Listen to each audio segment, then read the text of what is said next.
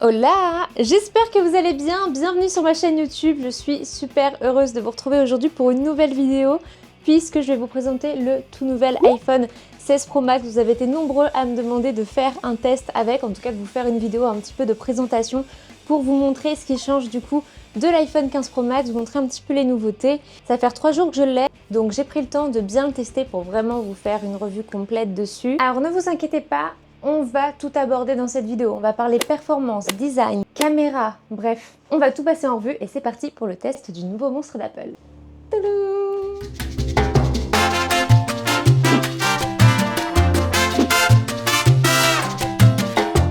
On va commencer par le design et comme vous pouvez le voir, Apple a encore fait des miracles.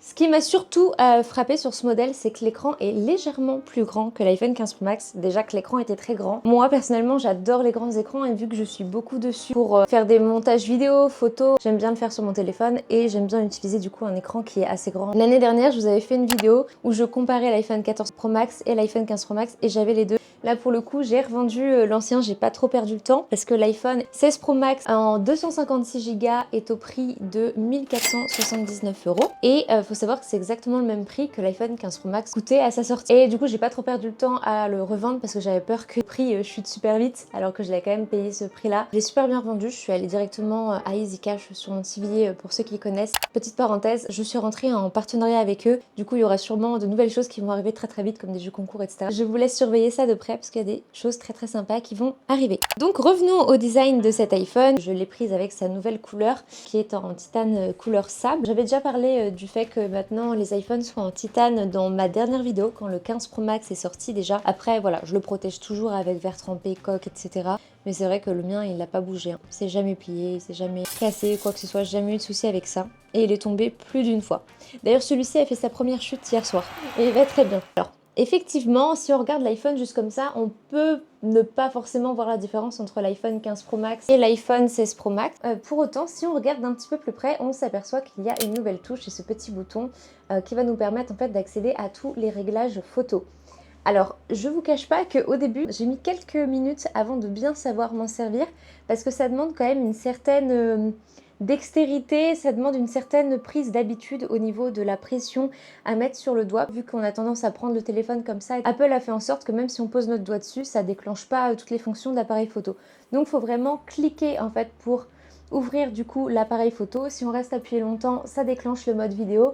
Et si vous exercez une petite pression, vous pouvez du coup accéder à plusieurs réglages et double pression du coup pour choisir l'exposition. Vous pouvez tout faire de cette fonction là. Vous pouvez le faire en mode portrait mais aussi quand vous êtes en mode paysage.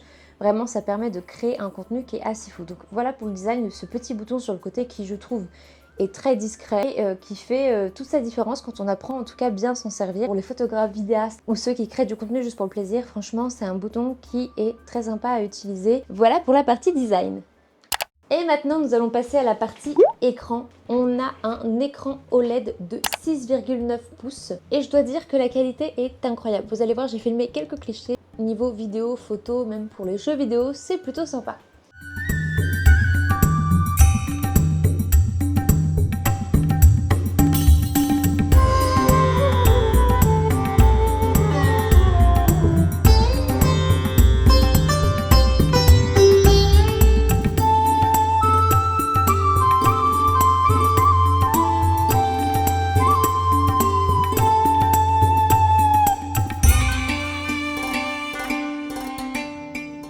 Les couleurs sont vives, le contraste est parfait. On a un taux de rafraîchissement adaptatif de 1 à 120 Hz. C'est ultra fluide. Donc pour tous ceux qui aiment consommer du contenu multimédia, qui aiment jouer, etc., c'est un vrai plaisir.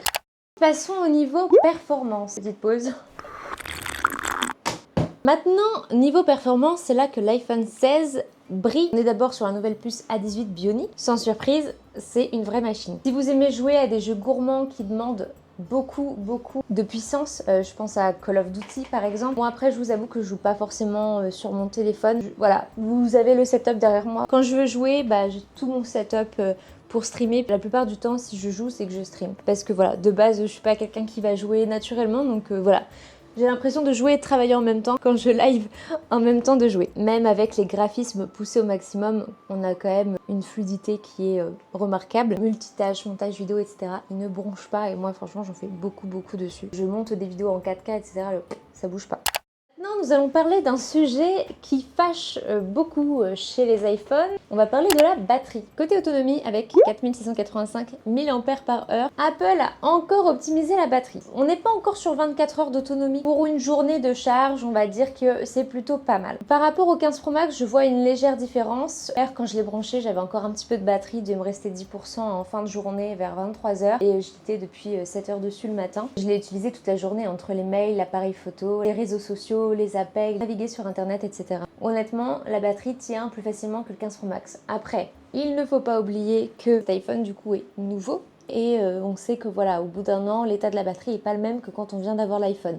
Donc moi je dis que c'est quand même quelque chose à voir dans la durée. Je peux pas être optimiste encore sur le sujet puisque l'iPhone est neuf.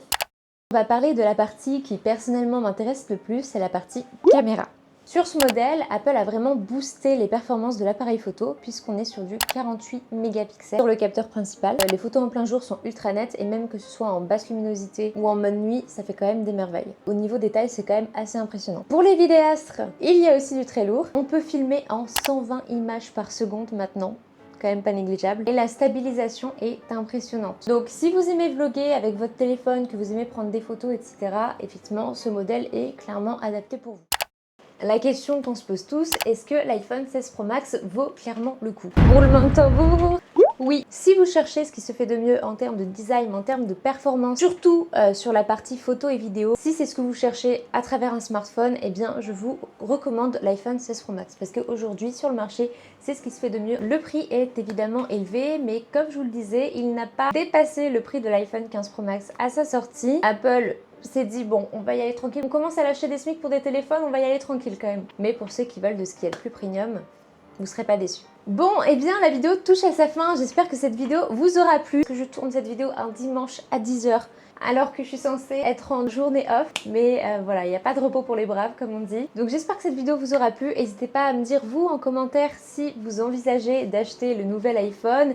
Et si vous avez des questions, n'hésitez pas à me les poser en commentaire. Je serai ravie d'y répondre ou même d'échanger avec vous. N'oubliez pas de vous abonner pour manquer aucune prochaine vidéo. Et je vous fais de très gros bisous.